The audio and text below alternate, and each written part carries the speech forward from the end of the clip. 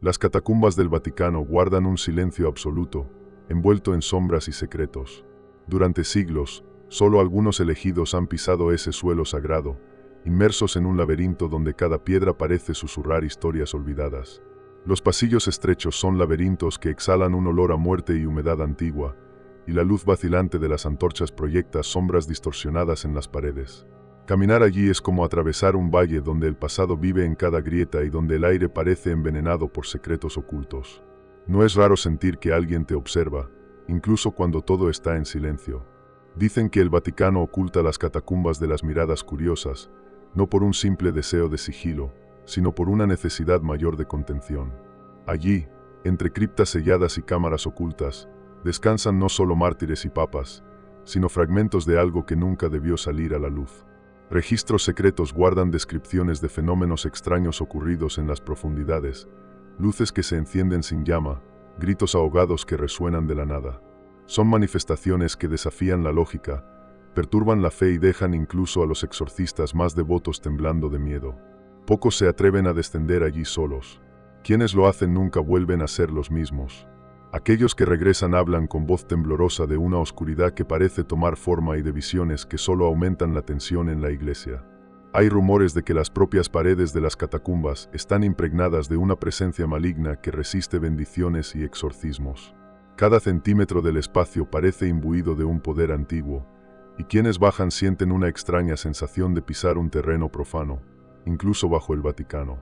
La presencia de túneles secretos y cámaras adicionales, no registradas en los mapas oficiales, es motivo de especulación entre los guardianes del Vaticano. Se dice que existen áreas en las catacumbas a las que se prohibió el acceso hace siglos, selladas con cruces y símbolos tallados en piedra. Estos lugares son custodiados con un fervor sagrado, pero nadie explica con certeza qué guardan realmente. Quizás sea para proteger al mundo de lo que reposa allí o, quién sabe, para evitar que alguien libere lo que debería permanecer aprisionado para siempre. Durante el exorcismo de Marco, se descubrió que hay una energía que se manifiesta en presencia de actos de fe, como si fuera atraída por ellos.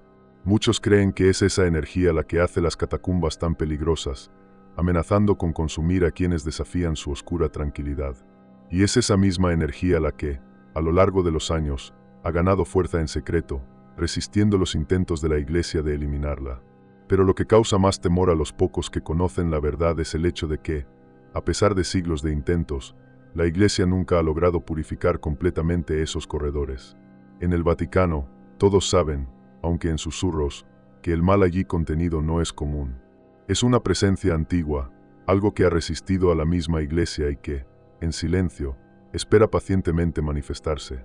Los rumores y las historias hacen de este lugar uno de los puntos más temidos entre los fieles, y es por eso que pocos se atreven a descender sin una orden directa.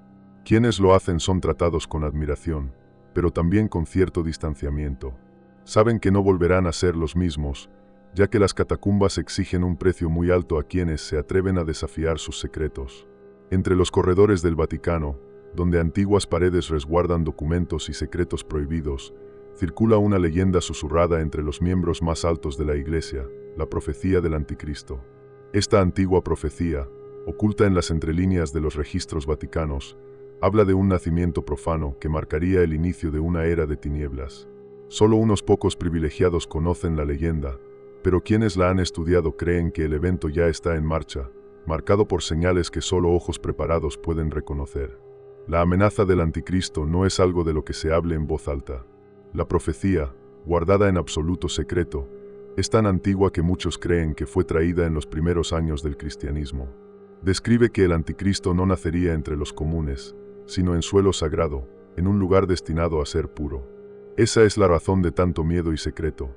Si algo así ocurriera, significaría que incluso la Iglesia, en su gloria, podría ser corrompida por una fuerza que supera cualquier exorcismo o bendición. En ese texto antiguo se lee que el Anticristo poseería la fuerza de 1000 demonios y el conocimiento de eras. Quienes están al tanto de esta profecía viven en constante vigilancia, buscando señales de su realización. Observan atentamente a los más jóvenes, estudian cada fenómeno extraño y catalogan los eventos inexplicables como piezas de un rompecabezas sombrío. Ante cada sospecha, realizan rituales y exorcismos para alejar cualquier posible origen de esta amenaza. Aún así, Muchos creen que solo están posponiendo lo inevitable. La profecía afirma que el anticristo vendrá en el momento en que las defensas de la fe estén más frágiles. Fue el exorcismo de Marco el que reavivó el temor de la profecía entre los líderes de la iglesia. Cuando la hermana Ágata se convirtió en el blanco de un evento inexplicable, quedando embarazada sin recuerdo de ningún contacto, el pánico fue absoluto. La posibilidad de que el anticristo pudiera nacer en el seno de la propia iglesia estremeció hasta a los más escépticos, reavivando debates y poniendo en riesgo las convicciones de muchos. Si el demonio plantó su semilla allí, ¿qué significaría eso para el futuro de la fe y del mundo? Los conflictos internos surgieron rápidamente, con algunos deseando eliminar a la hermana y al bebé de inmediato, mientras otros defendían una investigación más cautelosa. Pero las voces más fervientes temían que el nacimiento del anticristo ya estuviera en curso. Creen que destruir al bebé podría enfurecer a las fuerzas malignas, provocando un desastre aún mayor. Al mismo tiempo, mantenerlo vivo representa un riesgo que pocos están dispuestos a correr. El Vaticano, dividido, teme el destino que parecen anunciar las palabras de la profecía. Quienes conocen los detalles de esta profecía viven con el alma atormentada, atrapados entre la responsabilidad de proteger la iglesia y el temor de que su fe no sea lo suficientemente fuerte. El anticristo nacido del vientre de la hermana Ágata pondría en peligro la propia esencia de la iglesia. ¿Qué harían, entonces, si la profecía realmente se cumpliera? Estas cuestiones los consumen y, en secreto, cada uno vive como si cada día fuera el último momento antes de la inevitable aparición del mal. Marco de Angelo era un joven seminarista prometedor, pero había algo inquietante en su mirada en los días que precedieron a su exorcismo. Los sacerdotes y seminaristas notaron los cambios. Comenzó a caminar solo por los corredores, susurrando a las paredes y mirando al cielo como si algo horrendo lo observara. En él había una inquietud creciente, como si llevara una carga invisible. Pero nadie sospechaba la gravedad de lo que estaba por venir. Solo después de que sus gritos aterradores resonaron en la noche, comenzaron los primeros rumores de una posible posesión. Cuando finalmente decidieron llevar a Marco a las catacumbas, una tensión recorrió la congregación. Quienes lo vieron juran que sus ojos estaban vacíos, como si su alma estuviera ausente, atrapada en algún lugar más allá del mundo de los vivos. Fue encadenado a una camilla de hierro, una medida drástica, pero necesaria para evitar que la entidad que lo poseía causara aún más destrucción. Cada paso en las catacumbas llevaba al grupo a una profundidad más aterradora, y el aire se volvía pesado, opresivo, como si hasta las sombras sintieran el terror que estaban a punto de enfrentar. El primer contacto con la entidad fue abrumador. Marco, atado a la camilla, arqueaba el cuerpo de forma antinatural, mientras rugidos guturales emergían de su garganta. La voz que salía de él no era humana, era una mezcla de gritos y palabras profanas en una lengua perdida. Para el padre Mancini, quien dirigía el ritual, ese momento estuvo marcado por una sensación de impotencia. Se daba cuenta de que estaba frente a algo muy por encima de su entendimiento y experiencia. La entidad parecía burlarse de los rituales tradicionales, mostrando desprecio por la fe. Cuando la presencia maligna reveló su identidad, Asmodeo, el príncipe de la lascivia, el ambiente se transformó completamente. Las velas se apagaron y el olor a azufre invadió el lugar, casi sofocante. La oscuridad se convirtió en una extensión del demonio, envolviendo a los presentes y debilitando sus determinaciones. Cada recitación de oraciones parecía solo aumentar la fuerza de la entidad, como si la desesperación fuera su alimento. Aquellos que presenciaron el evento jamás olvidarían la sensación de absoluta vulnerabilidad que los invadió a todos. Los ataques se volvieron más violentos, con objetos volando por el aire, guardias lanzados contra las paredes e incluso la hermana Ágata, con su vasto conocimiento de textos prohibidos, temía por su vida. Las fuerzas que intentaban mantener el orden en esa sala comenzaban a fallar, y la sensación de que todos allí estaban condenados a morir los presionaba cada vez más. Mancini se daba cuenta de que estaba en una lucha de pura supervivencia, y el dominio de Asmodeo solo crecía. El demonio conocía cada punto débil de los presentes y parecía jugar con ellos. Al final, exhaustos y sin esperanza, la única alternativa parecía ser intentar llevar a Marco a la cámara oculta. Necesitaban sellar al demonio de alguna manera, antes de que quebrara completamente la fe de todos los presentes. A cada paso hacia lo desconocido, los involucrados sentían que estaban en un abismo de locura y perdición, donde cada movimiento era una danza arriesgada con la muerte. Marco, en su convulsión, parecía clamar por ayuda, pero Asmodeo había encerrado su alma en un lugar donde ni siquiera la fe se atrevía a buscar. La figura de Asmodeo siempre ha sido una de las más temidas entre los conocedores de los demonios. En los textos antiguos, se le describe como el demonio de la lujuria, el corruptor de almas, y su poder es proporcional a la debilidad humana que explota. Los registros más antiguos hablan de Asmodeo como un príncipe del infierno, alguien que tuvo contacto directo con los ángeles caídos y que aprendió los secretos más oscuros sobre la naturaleza humana. Es conocido por usar el deseo y la tentación como armas, llevando incluso a los más devotos a la ruina. La presencia de Asmodeo en las catacumbas es vista como una ofensa a los propios fundamentos del Vaticano. No es un demonio cualquiera, sino una entidad que se alimenta de las debilidades humanas, de las dudas y de las tentaciones. Su nombre se evita a toda costa, pues pronunciarlo es casi como invocarlo. Los exorcistas del Vaticano saben que enfrentarlo es un desafío inmenso, y pocos logran salir indemnes de un enfrentamiento con el príncipe de la lascivia. Se dice que, una vez que él marca a alguien, esa persona nunca vuelve a ser la misma. Durante el exorcismo de Marco, Asmodeo se manifestó de manera aterradora, dominando el cuerpo del seminarista con una fuerza que superaba cualquier exorcismo enfrentado hasta entonces. Sus palabras eran una mezcla de burla y desprecio, y su presencia fue sentida por todos los presentes como una sombra pesada y opresiva. Sabía que todos temían su naturaleza y usó cada punto débil de la fe de Mancini y Ágata para debilitar sus convicciones. Cuanto más rezaban, más parecía fortalecerse, demostrando que no era una fuerza fácil de contener. Asmodeo es, sobre todo, un maestro de la manipulación. Conoce los deseos ocultos, las dudas y los anhelos de cada persona, y eso lo convierte en un adversario prácticamente invencible. En el Vaticano, su presencia es temida, pues se sabe que puede corromper hasta a los más puros. Hay historias de exorcistas que, en sus últimas palabras, confesaron haber sido tentados por él, aun conociendo los riesgos. Algunos incluso abandonaron la fe, enloquecidos por el poder que Asmodeo ejerció sobre sus mentes. Él representa una fuerza que no puede ser vencida solo con oraciones. La lucha contra él no es solo física, sino espiritual y psicológica. Al enfrentarse a Asmodeo, Mancini y Ágata estaban poniendo en riesgo sus propias almas, pues sabían que el demonio podría manipular sus mentes y corromper sus corazones. El príncipe de la lascivia es una fuerza de pura oscuridad que se alimenta del miedo y de la duda, y su presencia en el Vaticano es una amenaza constante. Él es la prueba viva de que incluso los lugares más sagrados pueden albergar el mal más absoluto. Al final del enfrentamiento, Asmodeo dejó una advertencia clara: él era solo el comienzo. Sus palabras resonaron en las catacumbas, dejando una marca de terror en todos los presentes. Sabían que no estaba bromeando, pues su poder era inmenso. El Vaticano, con todos sus recursos, sintió el peso de la fragilidad ante una fuerza como la suya. Y mientras la Iglesia intentaba reconstruir la confianza, había un sentimiento latente de que la verdadera batalla aún estaba por venir.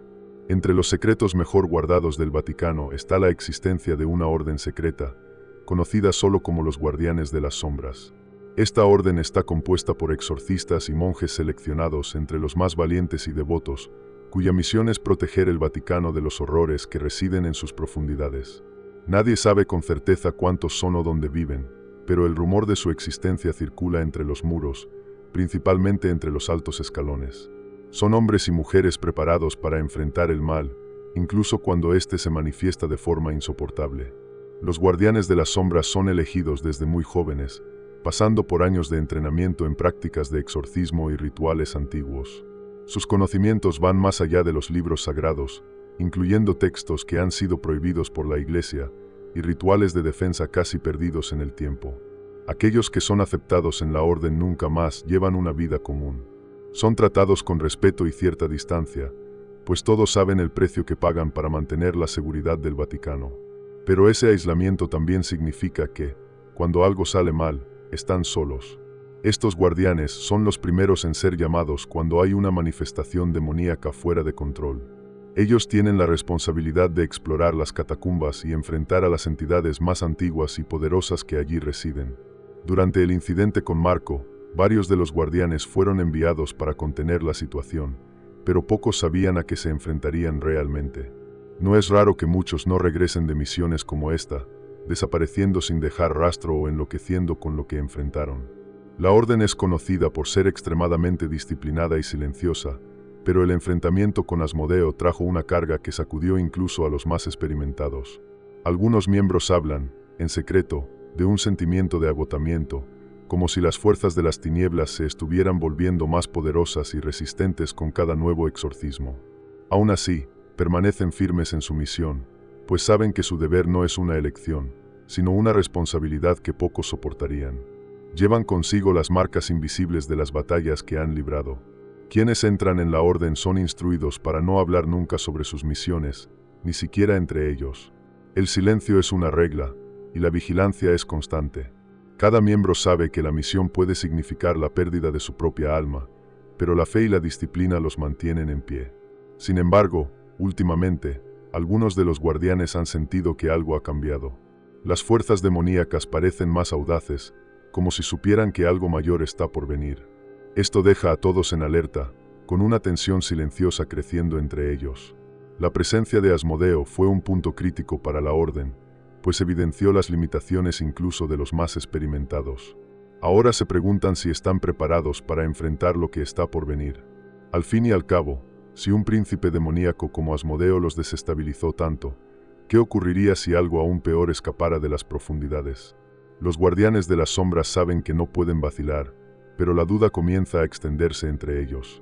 Y, en secreto, muchos temen que la orden no sea capaz de soportar el próximo enfrentamiento.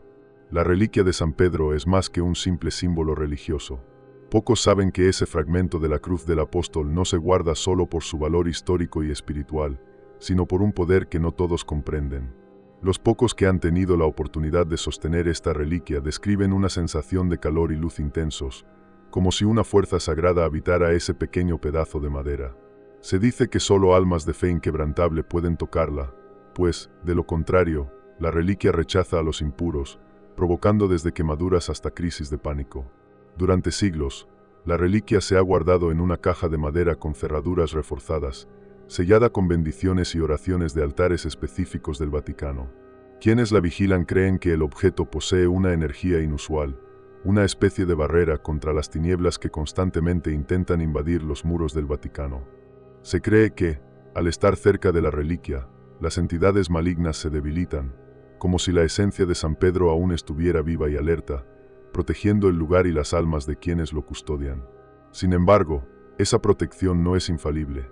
Muchos de los guardianes de la reliquia relatan que la energía sagrada de la pieza se debilita cuando la fe de quienes la portan se tambalea. Exorcistas de generaciones pasadas comentan que la reliquia se ha vuelto, en ocasiones, insensible, cuando la han cargado aquellos cuyas almas ya habían sido afectadas por el mal. En tales casos, el uso de la reliquia se vuelve peligroso, pues la conexión con San Pedro se pierde.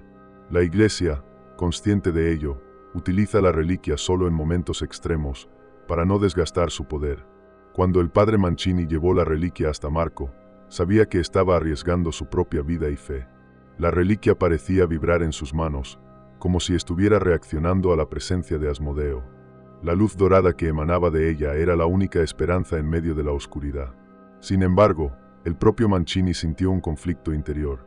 ¿Era digno de sostenerla en ese momento, con sus dudas y temores? Era como si la reliquia lo estuviera poniendo a prueba, reflejando sus propias incertidumbres. Tras el exorcismo, el Vaticano percibió que algo había cambiado en la reliquia. Su luz se había debilitado y el calor que irradiaba se redujo. Los teólogos y sacerdotes que estudiaban el artefacto temían que la batalla con Asmodeo hubiera drenado parte de su fuerza. La pregunta que circulaba en murmullos era, ¿la reliquia se habría contaminado al ser usada en una batalla contra un príncipe demoníaco? Este temor lleva a muchos a creer que tal vez el poder sagrado de San Pedro esté, de hecho, amenazado. El futuro de la reliquia es incierto, y el Vaticano debate sobre qué hacer con ella. Si el poder de San Pedro realmente se debilita, ¿qué les quedará para protegerse de un mal aún mayor? La incertidumbre respecto a su capacidad de protección se ha convertido en una carga para el Vaticano, que ahora lidia con la posibilidad de perder una de sus mayores armas espirituales. Saben que esta reliquia no es solo un símbolo, sino un escudo contra el mismo infierno, un escudo que tal vez se esté rompiendo. El círculo de protección es un antiguo y poderoso ritual, una medida extrema utilizada para sellar el mal. Este rito se ha mantenido en secreto durante siglos, conocido solo por un selecto grupo de exorcistas del Vaticano. Crear un círculo de protección requiere más que velas, sal y oraciones. Requiere un sacrificio de fe y resistencia mental que pocos pueden sostener. Dicen que este ritual drena la energía de quien lo realiza, dejando una marca espiritual que los acerca a las tinieblas que combaten. Cada línea trazada en el círculo representa una barrera sagrada, una promesa de sacrificio personal para contener el mal. Cuando el padre Mancini y la hermana Ágata dibujaron el círculo alrededor de Marco, ambos sabían el riesgo que corrían. La conexión entre el exorcista y el círculo es tan intensa que él comienza a compartir los horrores de quien está poseído, sintiendo el peso de las influencias malignas en cada palabra que pronuncia. Es una carga espiritual, un tipo de pacto con el propio martirio. Sin embargo, hay un precio oculto en la realización de este círculo. Requiere un sacrificio, una entrega total a la fe. Durante el enfrentamiento con Asmodeo, Mancini y Ágata se dieron cuenta de que, para que el círculo se completara, alguien tendría que renunciar a su propia luz, permitiendo que la presencia demoníaca drenara parte de su alma. Este acto crea un vínculo peligroso entre el exorcista y la entidad, volviéndolo vulnerable a influencias malignas. Es una elección que exige valentía, pues al ofrecer su fe, el exorcista arriesga su propia cordura. Cuando Mancini levantó la reliquia de San Pedro en el centro del círculo, sintió que su alma era arrastrada hacia una profunda oscuridad. La fuerza del demonio intentaba atravesar la barrera del círculo, amenazando con corromper su fe. La hermana Ágata, a su lado, sostenía el libro de rituales con manos temblorosas, sabiendo que ambos estaban al borde del abismo. Con cada palabra pronunciada, ambos perdían un poco más de sí mismos. Estaban ofreciendo sus vidas, sus almas, como un tributo a la protección sagrada. El círculo de protección es una medida definitiva, pero no permanente. Una vez que el ritual se completa, quienes participaron en el sacrificio necesitan ser purificados, o sus espíritus se volverían vulnerables. Mancini y Ágata salieron del ritual con marcas invisibles, algo que los apartó de los demás, como si un fragmento de la oscuridad los hubiera seguido. La Iglesia, consciente de los riesgos, intenta rehabilitar a los exorcistas después de cada ritual, pero hay una pérdida irreparable en cada sacrificio. El Vaticano conoce la importancia de este ritual y la responsabilidad de quien lo realiza. Por eso, solo los exorcistas más experimentados están autorizados a conducir el círculo de protección, pues ellos cargan consigo el peso del sacrificio. Es una carga que pocos aceptan, pero necesaria para mantener a las fuerzas demoníacas alejadas. Para Mancini y Ágata, este ritual cambió para siempre lo que eran, dejando marcas que llevarían hasta el fin de sus vidas. Habían sacrificado parte de sus almas para contener el mal, pero sabían que aún aguardaba el momento para regresar. La Hermandad de los Textos Prohibidos es uno de los secretos más oscuros del Vaticano. Formada por monjes, sacerdotes y estudiosos, esta hermandad tiene la misión de preservar y entender manuscritos que contienen conocimientos considerados peligrosos para el público común. Estos textos describen rituales, fórmulas y encantamientos que, si se usan de forma incorrecta, pueden traer el mal al mundo. Muchos de estos escritos se han escondido durante siglos, sellados en cámaras donde solo los miembros de la hermandad pueden entrar. La hermana Ágata es una de las guardianas de estos textos y, a lo largo de años de estudio, ha aprendido sobre entidades demoníacas y rituales antiguos. Sabe que estos conocimientos son una línea tenue entre protección y ruina. Su acceso a los textos prohibidos le ha otorgado un poder que pocos comprenden, pero también la ha condenado a cargar secretos que la apartan de los demás. Cada palabra leída y cada página pasada representa un riesgo para su alma, pero entiende que el conocimiento es necesario para combatir el mal. Los miembros de la hermandad viven en un aislamiento espiritual y emocional. Saben que el conocimiento que cargan es como una maldición, una puerta abierta a las tinieblas. Muchos de ellos pasan por exorcismos regulares para garantizar que las influencias que encuentran en los textos no se apoderen de sus mentes. Conocen cada secreto de los demonios, cada nombre prohibido, y cada ritual que puede atraer o alejar entidades malignas. Son guardianes del conocimiento, pero también prisioneros de una sabiduría que los consume. Durante el exorcismo de Marco, la hermana Ágata fue crucial para entender la fuerza de Asmodeo. Sabía que los rituales normales no serían suficientes, y fue en uno de los textos prohibidos donde encontró las palabras para debilitar al demonio. Pero este conocimiento tiene un costo. Ella misma comenzó a ser atormentada por pesadillas y visiones tras usar el ritual, como si la entidad hubiera dejado una marca en su alma. Estos efectos son comunes entre los miembros de la hermandad, quienes viven entre lo sagrado y lo profano. El Vaticano sabe de los riesgos de mantener una hermandad con acceso a textos tan peligrosos, pero lo considera un mal necesario. Si estos conocimientos cayeran en manos equivocadas, podrían provocar un desastre de proporciones incalculables. Sin embargo, los miembros de la hermandad viven con un miedo constante, pues saben que una lectura equivocada o un ritual incompleto puede liberar fuerzas que no podrían contener. Es una responsabilidad que los atormenta, pero que asumen por lealtad a la fe y a la protección de la humanidad. Con el pasar de los años, muchos miembros de la hermandad pierden sus fuerzas o enloquecen. La hermana Ágata, aun con su vasto conocimiento, sabe que está vulnerable. Siente el peso de los textos prohibidos en su alma, y las visiones que la atormentan son un recordatorio de que las tinieblas siempre están al acecho. Los secretos que guarda la colocan en un camino sin retorno, donde cada descubrimiento es un paso más hacia el abismo. Sabe que su fe será puesta a prueba hasta el límite, pues los textos prohibidos no son solo palabras, son ventanas hacia el mal absoluto. El cardenal Salvi es uno de los hombres más respetados del Vaticano, conocido por su firmeza y devoción. Siempre ha sido un defensor ferviente de la Iglesia y sus secretos, pero la reciente secuencia de eventos ha perturbado su fe. Desde el exorcismo de Marco hasta el inexplicable embarazo de la hermana Ágata, Salvi se ha visto obligado a confrontar misterios que van más allá de su entendimiento. Es un hombre que ha visto mucho, pero nada lo preparó para la amenaza que siente emerger de las profundidades. La decisión de investigar a fondo lo que sucedió en las catacumbas no fue fácil. Salvi sabía que al mover estos secretos, podría desencadenar una serie de consecuencias imprevisibles. Pero la idea de que el anticristo pudiera estar en camino lo obligó a actuar. Revisó archivos antiguos, buscó consejos con los miembros más experimentados de la Hermandad de los Textos Prohibidos y, en secreto, ordenó que se realizaran más exorcismos en lugares específicos. Su búsqueda se volvió una obsesión. Durante su investigación, Salvi descubrió una conexión entre los rituales antiguos y el reciente fortalecimiento de las entidades demoníacas. Se dio cuenta de que las fuerzas de las tinieblas no solo resisten a la fe, sino que parecen estar adaptándose, encontrando nuevas formas de entrar en el mundo de los vivos. Este entendimiento le provocó una crisis de fe, pues se dio cuenta de que la Iglesia no estaba totalmente preparada para enfrentar esta nueva amenaza. Temía que algo estuviera a punto de escapar de las catacumbas y desafiar el poder del Vaticano. Salvi compartió parte de sus descubrimientos con el padre Mancini, confiando en que el exorcista lo ayudara a desentrañar los misterios que rodean el nacimiento profético. Creía que Mancini era el único que podía enfrentar esta situación sin vacilar. Sin embargo, cuanto más descubría Mancini, más aterrorizado se sentía. Ambos comenzaron a sentir que estaban lidiando con algo mucho más grande de lo que esperaban, como si una red de fuerzas invisibles se estuviera organizando en las sombras. La investigación también llevó a Salvi a considerar una opción radical: sellar las catacumbas e impedir el acceso a los lugares más sagrados. Pero eso significaría privar a la Iglesia de algunos de sus artefactos y reliquias más poderosos, un riesgo que dudaba en correr.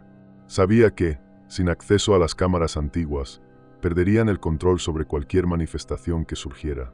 Pero, al mismo tiempo, temía que el uso continuo de esos espacios estuviera alimentando a las entidades que intentaban escapar. Al final, Salvi se dio cuenta de que estaba luchando contra el propio destino, algo que quizás ya estaba escrito mucho antes de su tiempo. Con cada nuevo detalle que descubría, sentía el peso de una responsabilidad imposible de soportar. ¿Cómo podría proteger a la Iglesia contra un mal que parecía mayor que el propio Dios? Sabía que estaba ante un dilema espiritual y moral, y que el tiempo se estaba agotando. Con lágrimas en los ojos, Salvi rezaba en silencio, buscando una respuesta que tal vez nunca llegaría. El inesperado embarazo de la hermana Ágata sacudió las bases del Vaticano. Era un enigma sombrío, marcado por una secuencia de eventos que no podían explicarse ni por la ciencia ni por la fe.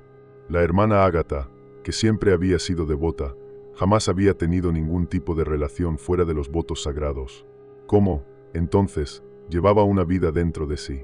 Esta pregunta resonaba en los pasillos del Vaticano, causando temor y sospecha entre quienes conocían el secreto. Aquellos al tanto del acontecimiento pronto asociaron el hecho con la profecía del nacimiento del anticristo. Los médicos del Vaticano confirmaron que estaba en avanzado estado de gestación, aunque el tiempo y los síntomas no correspondían a un embarazo común. Para la Iglesia, esto significaba una posible señal de intervención demoníaca. Algunos sugerían que la propia posesión durante el exorcismo podría haber plantado una semilla maligna en su vientre, pero ninguno se atrevía a hablar de esto en voz alta. El silencio se convirtió en la respuesta común, pero ese silencio estaba lleno de miedo, el tipo de temor que hace a cualquier hombre de fe cuestionar sus propias creencias. Para la hermana Ágata, el horror de no saber cómo había quedado embarazada la desgarraba por dentro. Buscaba respuestas en sus oraciones, pero el vacío que recibía solo intensificaba su desesperación. Se sentía como una carga para la Iglesia y, peor aún, como una traidora de su propia fe. La idea de que pudiera estar cargando algo contrario a la voluntad de Dios la atormentaba, atrapada entre la duda y la repulsión. A veces se despertaba en mitad de la noche, sintiendo movimientos dentro de sí, pero sin certeza de si eran normales o algo mucho más oscuro. El Vaticano, dividido sobre qué hacer, trataba el caso con una urgencia sin precedentes. Mientras algunos consideraban que el feto debía ser removido antes de que creciera, otros insistían en que una medida tan extrema podría ser peligrosa. Temían que interferir en el nacimiento pudiera desatar la ira del mismo infierno. Al mismo tiempo, la posibilidad de permitir que el anticristo viniera al mundo parecía un riesgo aún mayor. Cada reunión hacía crecer el dilema y, con él, el peso de una decisión imposible de tomar. La decisión de mantener a la hermana Ágata aislada fue tomada en secreto, y pocos dentro de la Iglesia sabían de su verdadero estado. Mantenerla en secreto era una forma de proteger tanto el orden religioso como a la humanidad, al menos hasta que el Vaticano decidiera qué hacer. Así, la hermana Ágata fue escondida en una celda aislada, donde solo era visitada por los miembros más confiables de la Hermandad de los Textos Prohibidos. Ella misma vivía en constante agonía, sin saber si su propia vida terminaría en manos de sus hermanos de fe. El misterio sobre lo que crece en el vientre de la hermana Ágata sigue sin respuesta, una sombra que se arrastra sobre el Vaticano. Cada día, el peso de lo desconocido crece, y la duda corroe las certezas de todos. El miedo a que el anticristo esté, de hecho, a punto de nacer es algo que atormenta al Vaticano. Cada latido del corazón del niño que ella lleva suena como un presagio del fin, y mientras espera en silencio, todos a su alrededor saben que el destino de la Iglesia y de la humanidad reside en una decisión que podría condenarlos para siempre. El enfrentamiento con Asmodeo en las catacumbas fue un momento que el padre Mancini jamás olvidaría. Enfrentar al príncipe de la lascivia fue como enfrentarse a la misma manifestación del mal, y sintió que su alma era consumida con cada oración que pronunciaba. La entidad se alimentaba del miedo de los presentes, absorbiendo cada vacilación, cada duda. Cuando él se reveló completamente, el aire se tornó denso, el olor a azufre llenó la sala y las velas se apagaron, dejando a todos a merced de aquella oscuridad opresiva. En ese momento, todos allí comprendieron que estaban ante algo que trascendía cualquier exorcismo anterior. Las palabras de Asmodeo eran como cuchillas, cortando la fe de los exorcistas y burlándose de cada oración. Se reía, usando la voz de Marco para comunicarse, afirmando que ese cuerpo le pertenecía, que el alma del joven había sido arrastrada a un lugar sin retorno. Con cada intento de exorcismo, el demonio parecía crecer en poder, como si se alimentara del propio ritual. El padre Mancini y la hermana Ágata comprendían, horrorizados, que estaban perdiendo el control de la situación. La ira de Asmodeo se intensificaba, y el demonio dejaba claro que no se iría de allí sin destruir a todos. Con la reliquia de San Pedro en sus manos, Mancini intentó contener al demonio, pero Asmodeo era astuto, atacando la fe y la cordura de todos a su alrededor. Conocía los miedos y arrepentimientos de todos, y usaba ese conocimiento como arma. En un momento, lanzó a uno de los guardias contra la pared, matándolo instantáneamente. La hermana Ágata, aterrorizada, fue arrojada al suelo, y Mancini sintió que su fe se desmoronaba. Estaban atrapados allí, sin una salida visible, y el demonio reía, afirmando que ese lugar sería su dominio. La ira de Asmodeo no era solo una demostración de poder, sino una venganza personal contra la Iglesia y sus símbolos.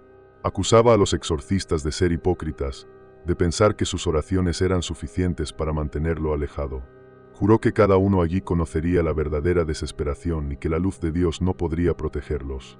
En ese momento, Mancini comprendió que no solo estaban enfrentando a un demonio, sino también sus propios temores y debilidades. Cada palabra de Asmodeo era una provocación, un llamado a rendirse. Con un último esfuerzo, Mancini intentó sellar al demonio usando el círculo de protección. Él y la hermana Ágata, ambos exhaustos y casi sin esperanzas, recitaron juntos las palabras del ritual. La luz de la reliquia brilló una última vez, y por un momento, parecía que Asmodeo se estaba debilitando. Sin embargo, el demonio resistió, soltando un rugido ensordecedor que hizo temblar las paredes de la sala. La intensidad de la batalla estaba destruyendo no solo el cuerpo de Marco, sino también las almas de los exorcistas. Era una guerra espiritual, y ellos estaban al límite. Finalmente, tras lo que pareció una eternidad, Asmodeo fue obligado a retroceder. La reliquia brilló, y un silencio sepulcral invadió el ambiente. Marco cayó, sin vida aparente, y la sala quedó envuelta en una penumbra siniestra. Mancini y Ágata, aunque exhaustos, percibieron que algo había cambiado. La fuerza de Asmodeo parecía haber sido contenida, pero dejó una última advertencia: su venganza aún no había terminado. Él volvería, y con él, traería algo aún más terrible. Mancini supo, entonces, que ese enfrentamiento era solo el preludio de algo mucho mayor. Tras el exorcismo de Marco y el enfrentamiento con Asmodeo, el padre Mancini no era el mismo.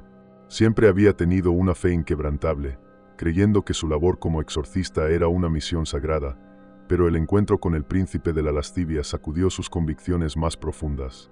La intensidad de la experiencia y el poder del demonio sacaron a la luz dudas que nunca había considerado. Mancini comenzó a preguntarse si, de hecho, su fe era lo suficientemente fuerte para enfrentar el verdadero mal. El Vaticano, que siempre había sido su refugio, ahora parecía sombrío y distante. Cada día, Mancini sentía que su fe se desmoronaba. Revivía el enfrentamiento con Asmodeo en sus sueños, y despertaba con el peso de una culpa que no podía nombrar.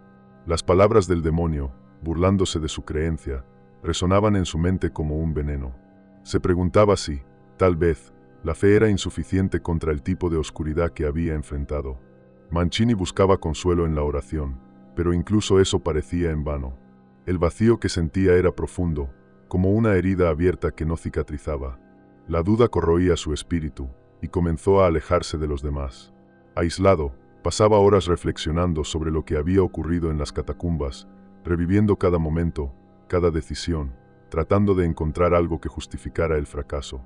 Se preguntaba si Dios realmente estaba a su lado o si lo había abandonado en esa sala oscura. Mancini sentía que, a pesar de todo su esfuerzo, quizás ya no era digno de llevar el peso de exorcista. La culpa y la vergüenza lo consumían lentamente. Para el Vaticano, era evidente que el padre estaba cambiado, pero pocos comprendían la gravedad de su crisis de fe. En cada misión, Mancini vacilaba más, y los demonios parecían percibirlo, atacándolo con una fuerza cada vez mayor. Sabía que su fragilidad era una invitación para que el mal se fortaleciera. Mancini vivía atormentado, consciente de que, sin su fe completa, su vida y su alma estaban en riesgo. El miedo que ahora cargaba era un veneno, y comprendía que, cada día, su resistencia se debilitaba. La relación con la hermana Ágata también cambió. Ambos habían compartido una experiencia traumática y desarrollaron una comprensión mutua, pero también una distancia emocional. Ella percibía que Mancini estaba al borde de un colapso, pero él se cerraba cada vez más. El padre, que antes era un pilar para los demás, ahora se sentía perdido, sin saber cómo encontrar el camino de vuelta. Sentía que había fallado a Dios, a la Iglesia y a sí mismo. En el fondo, Mancini sabía que su única opción era enfrentar la verdad que evitaba. Necesitaba confrontar su propia fe para saber si aún era capaz de continuar. La batalla espiritual que se desarrollaba en su alma era silenciosa, pero tan brutal como el enfrentamiento con Asmodeo. Sabía que, si no ganaba este conflicto interno, perdería su esencia.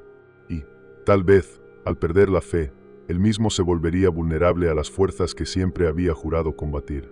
Mientras el Vaticano mantenía a la hermana Ágata aislada, el destino del niño que ella llevaba se volvía una cuestión cada vez más urgente.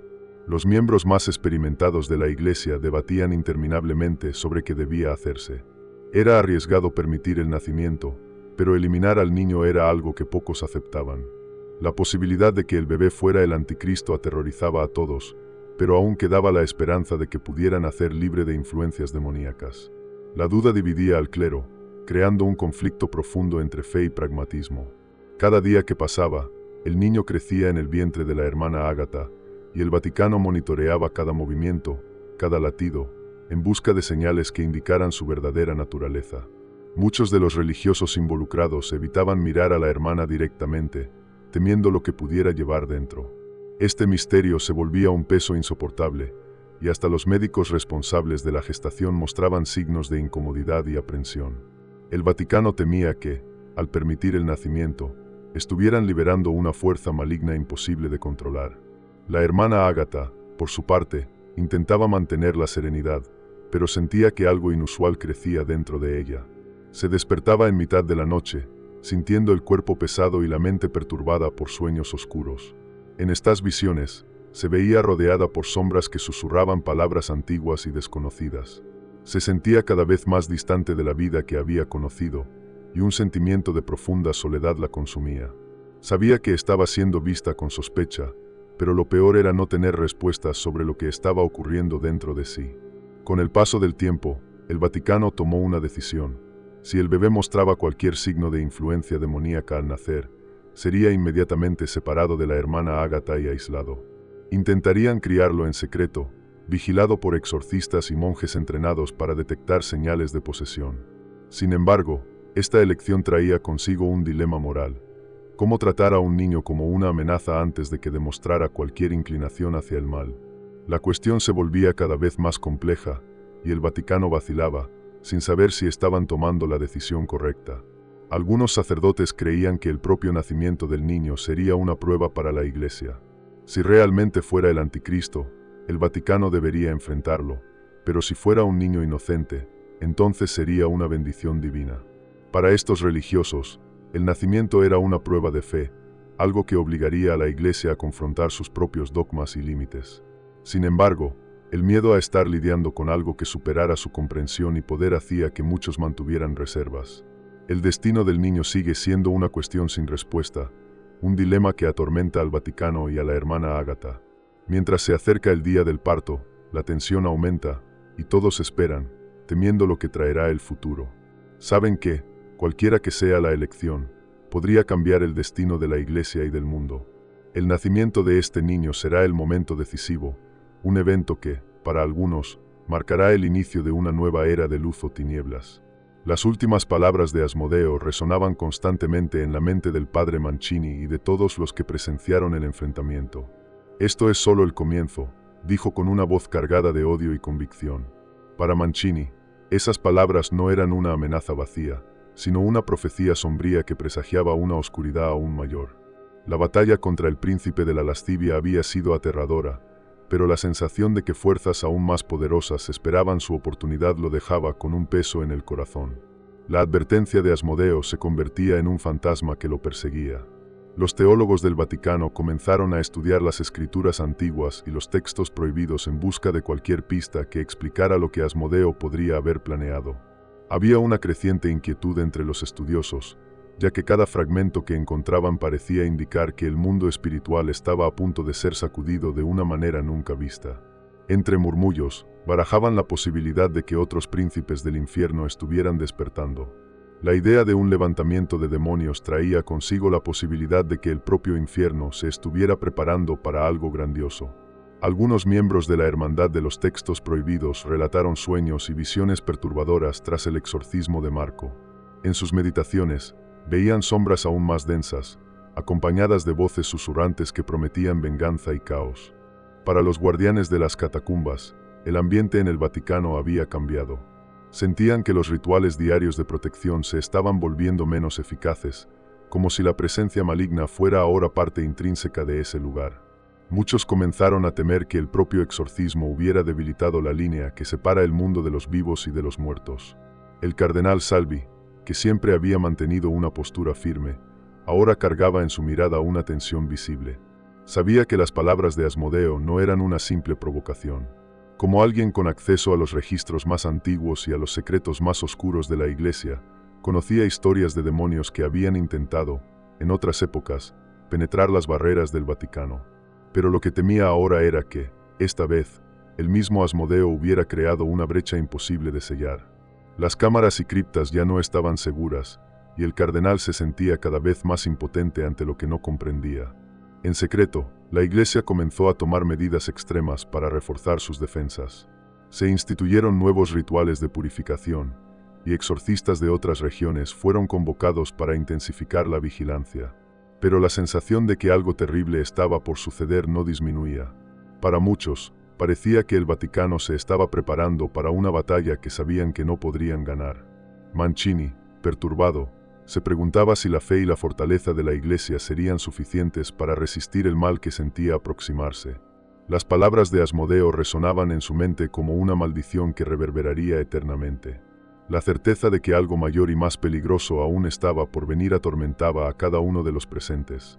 Mancini sentía que, incluso habiendo luchado con toda la fe que poseía, el Vaticano estaba solo al borde de un evento que cambiaría todo. Las últimas palabras de Asmodeo, su risa y la sombra de su promesa flotaban como una nube densa sobre el Vaticano. Y, en silencio, todos comprendían que la verdadera pesadilla aún estaba por revelarse.